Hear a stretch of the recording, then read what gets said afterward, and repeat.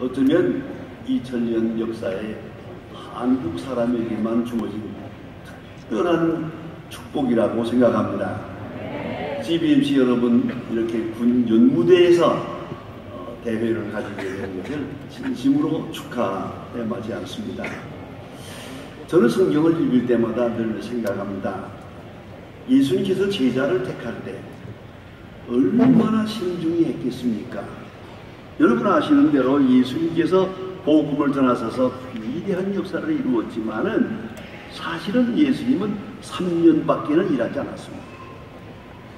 3년 일하고 그 제자들에 의해서 교회가 세워지고 오늘의 세계교회에 너무 큰 역사가 이루어진 것입니다.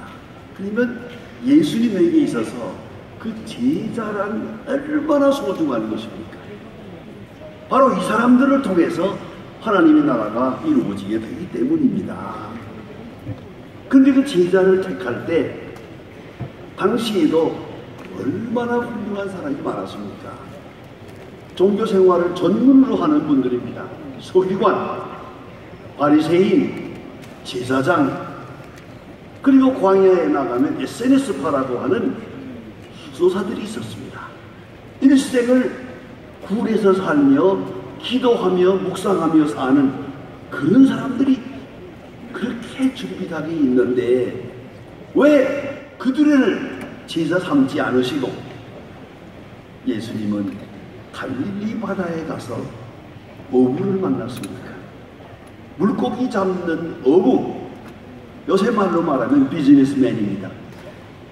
왜 하필이면 쓸만한 전문적 종교인들이 많은데 그들을 상대하지 아니하고 갈릴리 바다에 가서 물고기 잡고 있는 그 사람들을 현장에서 만나서 나를 따르라, 사람 낚는 어부가 되게 하리라.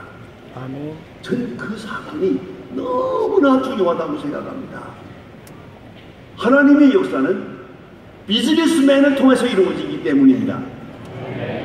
또한 진리는 현장에서 검증돼야 되기 때문입니다. 그것 가지고 예수님의 제자가 될 수는 없었습니다. 생활 현장에서 물고기 잡는 바로 그 경험 있는 사람들을 불러 제자를 삼았습니다. 그리고 그들을 통해 놀라운 역사가 이루어집니다. 마태복음 10장에 보면 더더구나 세리를 부르십니다. 세리는 세관에 앉은 당시에 전혀 사람 취급을 받을 수 없는 소외된 인간입니다. 현장에서 불러 나를 따르라 제자를 삼았습니다. 예수님의 제자는 어쩌면 생활 현장에 있는 전부가 비즈니스맨이었다는 것 잠시도 잊어서는 안 됩니다.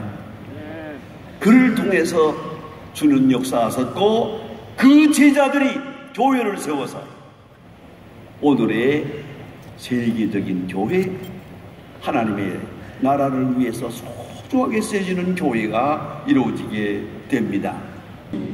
김형석 교수님이 썼는데 책 제목이 재미있습니다. 백세를 살아보니, 백세를 살아보니.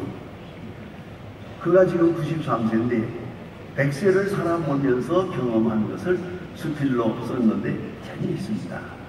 그 총 주제가 딱 한마디입니다. 사랑이 있는 고통이 축복이라고 하는 것을 깨닫는데 90년이 걸렸습니다. 여러분, 고통은 고통이고 사랑은 사랑입니다. 그러나 사랑이 있는 고통은 축복이라고 합니다. 하나님의 약속이 있고 하나님이 함께 하시는 고통 속에는 하나님의 구속의 역사가 있고 하나님의 부름이 있고 하나님이 부르시는 사명이 있고 세계 존재 의미가 그게 있다는 것입니다. 여러분, 이 군선교 참으로 소중합니다. 이건 특권입니다. 또 영광이기도 합니다. 바로 작년에 나온 통계에 의하면 이거 통계청 통계입니다. 불교는 지난 10년 동안에 300만 명을 잃어버렸습니다. 가톨릭교는 50만 명을 잃어버렸습니다. 우리 신교는 123만 명을 얻었습니다. 네. 이건 제가 도기동 총무하고 같이 앉아서 얘기한 겁니다. 그도 인정을 하고 심지어 사과문까지 신문에 냈습니다. 자, 그런데 여기 다시 한번 물어봅시다. 우리 신교가 이렇게 계속 부흥하고 123만 명을 얻었다 했는데 어디서 얻은 것 같습니까? 오로지 군선교밖에 없습니다. 이걸 알아야 합니다.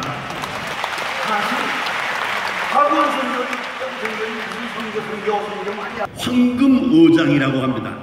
군이 황금오장이다. 그것은 사람이 많이 모였다는 뜻만이 아닙니다. 그보다 중요한 것은 여기에 찾아드는 젊은 사람들 바로 그 시간이 그 심령이 황금오장이라는 말입니다. 왜냐? 절박성이 있거든요. 대상전 한 번 집을 나가보지 않은 아이들이 여기 와서 군생활 시작을 하면요 대단합니다. 훈련소에 들어와서 첫 주일날 교회에 모여듭니다. 여기라는 조그만데 8,000명이 모입니다. 자, 그런데 그 가운데 20%밖에는 교인이 아닙니다. 그럼 남은 누굽니까? 절박성입니다. 절박성. 이 집을 떠나서 생활하면서 인생이 뭐냐? 비로소 생각하게 됩니다. 이 절박한 형편, 그런 절박성 속에 복음이 전해지는 역사가 군선교입니다. 그래서 황금오장입니다. 여러분, 이 군선교를 통해서 하나님은 확실하게 이 땅을 구원하시고도 하시는 줄 압니다. 그 편경륜이 있어서 오늘 이렇게 새롭게 예배당을 다시 짓고 있는데요. 바로 몇 년 전에도 제가 여기 와서 세례를 베풀었습니다만은 한 번 세례 줄 때 8,500명, 일시에 8,500명을 세례를 줍니다. 감격스러웠습니다.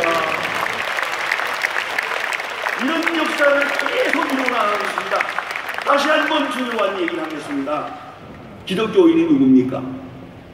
우리는 생각할 때 기독교인이라 그러면 인스티튜셔널 시스템을 자꾸 생각을 합니다. 매주일 교회 나와서 성경 공부하고 기도하고 설교하고 예배드리고 아니옵시다.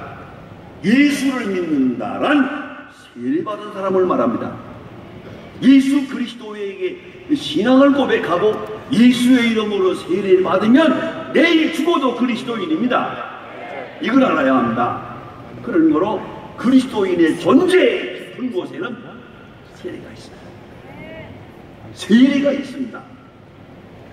세례받은 그 순간 성경이 역사하고 그 이름이 하늘나라 생명책에 기록이 되고, 그리고 그는 때로 실수할 때도 있겠지만 주님께서 반드시 그를 인도하십니다. 저는 많은 사람을 만나보았습니다. 많은 사람의 임종도 보았습니다. 그 사람이 교인이 아닌 것 같았는데 마지막에 죽기 전에 나를 불러가지고 간증을 합니다. 내가 군에서 세례받았습니다. 그것이 오늘까지 살아있는 거예요. 이걸 잊지 말아야 합니다. 세례받는다. 여러분, 초대교회를 보세요. 초대교회에 나타난 모든 3,000명을 세례줬다고 했습니다. 베드로가. 이 모든 역사를 한번 보세요. 이게 바로 군선교의 역사입니다. 모쪼록 이 군선교의 거룩한 역사에 동참하면서 크고 놀라운 하나님의 기적을 날마다 경험할 수 있게 되기를 바랍니다. 감사합니다.